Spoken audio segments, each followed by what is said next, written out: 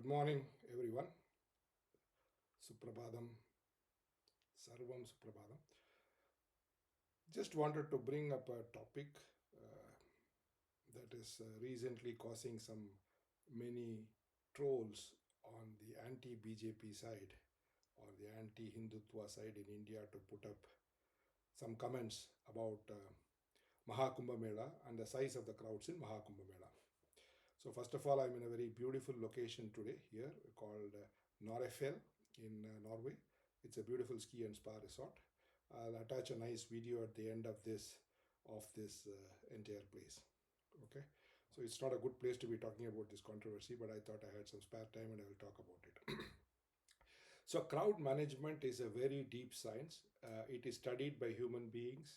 It is mainly for the purposes of ensuring human safety, because when crowds become overcrowded or they become uncontrollable, they usually cause stampedes, and stampedes can be very dangerous for large number of human beings. So crowd estimation, crowd management, dynamic crowd management is always a science. So there is no need to worry about some train statistics and other statistics and worry about it. Okay, so this controversy basically is on two counts. One is basically there is an official data that is published by the Department of Railways, I assume, okay, of the number of trains that were run between Maharashankranti on 13th of January to Mahashivratri on the 26th of February. And they said they have run 16,000 trains. So, I mean, you can estimate with 124 coaches how many people could come in those trains, etc., etc. And these trolls are arguing it is a maximum of 2.5 crores who could have come by train to Prayagraj and Allahabad Sangam areas. Okay. So let's take other means of transport like air, like road, etc., etc. Quadruple it, and the maximum crowd size that could have been in the Kumbh Mela is only 10 crores. So just for context, nobody questioned in the last Kumbh Mela under a different set of administration, both in the center and the state, when somebody said that about 26 crore people participated in that Kumbh Mela in 2013, Maha Kumbh Mela in 2013. Okay, so this is a needless political controversy. So anyway, I will give you my scientific view as to why it is definitely not the case, because many of you would have seen my videos earlier. I spent about 5 days at Prayagraj and Mahakumbha Mela. Took about 8 snans during those 5 days, and I have experienced the crowd. So first is basically the holding crowd in the Sangam area. So if people are familiar with the Sangam area, you will know that there is a joining point or a triangular point where both Ganga and Yamuna join. And from there, the merged Yamuna and Ganga, called as Ganga, there are many ghats in there where people can take bath. There are so many ghats. In fact, there's a pontoon bridge number 1. It starts at that point where the Sangam triangle is close by. Okay. And it finally goes up to nearly pontoon bridge 18, where there are so many guard points. Of course, people will try to always try to prefer that they bathe closer to the Sangam point rather than the downstream Ganga. But from a Shastra perspective, there is no dosha, there is no diminishing if you take a bath little downstream. Okay, so in this area, let's assume that we have about 2 kilometers on both sides of the banks of Ganga. About 100 meters are there on both sides for the crowd to accumulate and take the bath and leave. Okay, and if you take in this count, so basically we are talking about 100 meters, means at least about 200-300 people can stand in a line. We give them a gap of let's say a meter between each of them. Okay, so that means 2000 rows of 300 people can stand. So that's about 6 lakhs on one side of the Ganga. There is the other side of the Ganga, which will make it 12 lakhs, and there is the Sangam Island, which will add extra capacity. So we are talking something like I would say close to about 15 lakh people, okay, who can stay in that staying area. Okay, assume that everyone takes the bath for 20 minutes. So roughly about 50 lakh people can come in into the Sangam area, take bath and go. Okay, so this is in an hour. Okay, and we are talking about between anywhere between 15 to 18 hours of people coming and bathing and taking a snan and going. Okay, so definitely the Sangam holding area has no capacity issues. Second is basically the way in which people come to Sangam. So there are again 3 4 ways. Okay, typical distances from the start point to the Sangam point is about 5 kilometers. So if you use the same calculation, there is a these roads are not that wide as 100 meters. So let's assume that in a road we can have 20 people. In a row we can have a 20 people, and then these 20 people are coming in this 4 5 kilometers or 5 kilometers. So here also, if you calculate the numbers, okay, so we are going to have in an hour, okay, easily the same number of people who can come and congregate into the Sangam area. So, both for the ability of the people to come and congregate, the ability of the people to stay in the Sangam area, the ability of the people to live smoothly, everything is perfectly planned. Okay. So, in my 4 days, based on this, the distances that I mentioned in terms of the distance between people and the crowd sizes and all those kind of things, and the UP police was dynamically controlling the crowd. So, for example, my path from my hotel to Sangam Point would be about 4 to 5 kilometers, 5 kilometers you can say, but that is on less crowded days or lower than average crowded days. If I go on a crowded day, it will become 7 kilometers. The reason being that they will put me further down the Sangam Point, and then I have to come back a little bit back if I really wanted to take bath close to the Sangam Point, which is the triangle or the meeting point between Yamuna and Ganga. Okay, so in my 5 days that I stayed, my estimate is about minimum is 2.5 crore people who came and took a snan, and maximum 4 crore people would have come and taken snan. So this is a needless controversy. The second thing that I would basically say to the people is very important on the GST. Okay, first of all, the GST is not a consideration at all here. I don't know why it was said that GST is a consideration here. First and foremost, a lot of small people who can't have GST bills and all those things are the ones who are providing the service. Okay, small tea shops providing tea, coffee, snacks, etc. Small restaurant owners providing lunches and breakfast and dinners and all those kind of things. Okay, small bike wallas, small auto wallas, small cycle rickshaw wallas, these are the ones who are providing all the services for many pilgrims who can't walk, or who have to, who can't walk for long distances, whatever it is. Okay, bike, people coming from bike, and all these were supported. I would say not so much from Prayagraj, probably about the support crowd 20% would have been from Prayagraj, but all the from the neighboring districts of Prayagraj. Okay, so neighboring, not districts, neighboring areas of the district.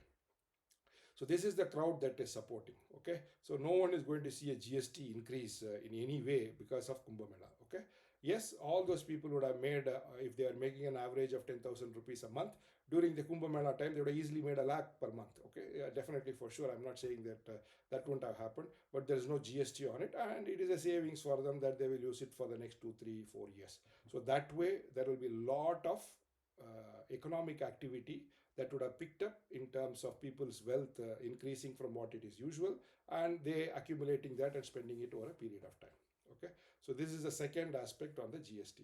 One thing I found that the UP government under Yogi Aditya ji could have improved is all our melas, Kumbha Mela, Theer Thiruvilas, in whatever we do, the Jagannath Rath Yatra, Theer Vila, all these things have one very important thing. It promotes local artisans, local culture, local products, yeah, every one of those things. Okay, so that was kind of missing in this whole environment. I think they could have, I don't know, maybe those arts and crafts have already died down in the UP for many years of colonial rule, and now, with the modern economic world we are living in, but they could have found a way to revive some of those traditional things across economic scale. It's not that you only sell it for the exclusive affluent, but they could have increased it for many many people. Okay, so this is what I would say that I think was UP government's, let's say, overlooking factor if they didn't do it. Okay, and again, last, my experience of Kumbh Mela, Maha Kumbh Mela was excellent. Okay, I would like to thank PM Modi ji, CM Yogi Adityanath ji,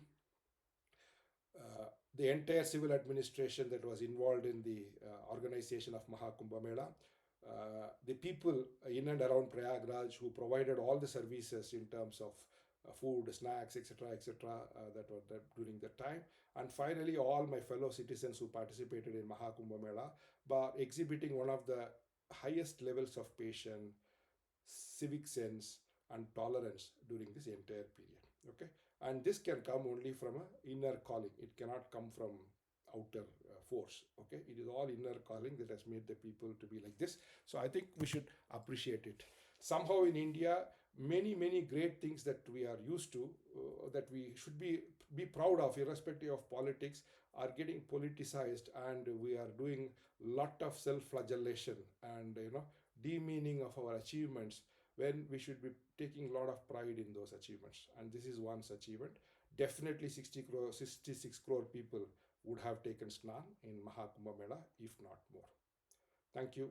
Have a nice day.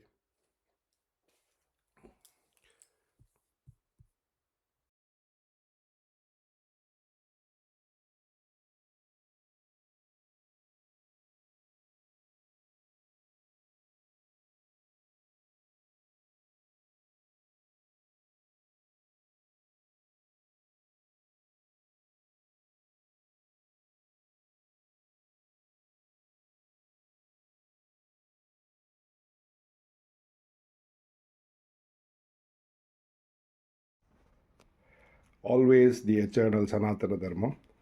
Today at Norhefell, Norefell in Norway. Beautiful ski resort. Hope to spend some good time there.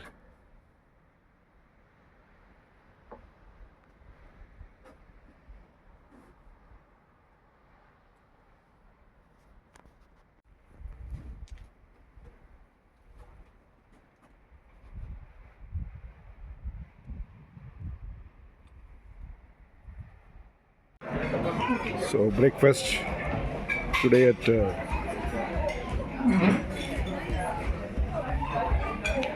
Norhefell Ski and Spa Resort. Very nice, quite well crowded compared to yesterday. Good morning, everyone. They bathe closer to the Sangam point rather than the downstream Ganga. So definitely the Sangam holding area has no capacity issues. Second is basically and congregate, the ability of the people to stay in the Sangam area, the ability of the people to live smoothly, everything is perfectly planned. Okay, so in my found the Sangam point, and then I have to come back a little bit back if I really wanted to take bath close to the Sangam point, which is the triangle or the meeting point between Yamuna and Ganga. Breakfast and dinners and all those kind of things. Okay, small bike wallas, small auto wallas, small cycle rickshaw wallas. These are the ones who are providing all the services for people coming from bike, and all these were supported. I would say not so much from back per month. Okay, yeah, definitely for sure. I'm not saying that that wouldn't have happened, but there is no activity that would have picked up in terms of people's wealth increasing from what it. A nice gentle trainer slope here.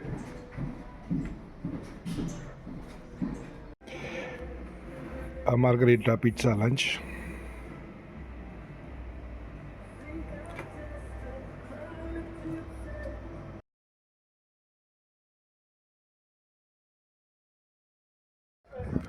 The beautiful Narhefell ski resort. I am at the restaurant corridor.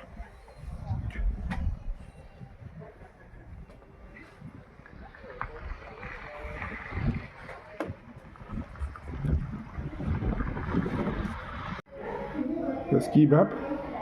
I am at Norhefell Ski and Spa. So this is where I am. So I have a couple of blue runs.